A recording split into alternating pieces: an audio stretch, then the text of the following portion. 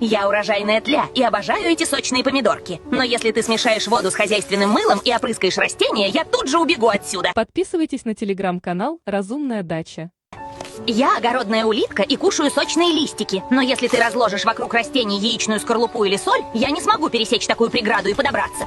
Я муравей. Люблю проходить через твои грядки, но если я наткнусь на корицу, мне придется срочно покинуть твою область. Я морковная муха, и я серьезная проблема для твоего урожая. Но если вдруг я почую запах лука или чеснока, тогда мне придется улететь к соседям. Я капустная бабочка и балдею от хруста твоей капустки. Но если ты опрыскаешь капусту настоем полыни, это станет невыносимо для меня. Подпишись, чтобы не забыть.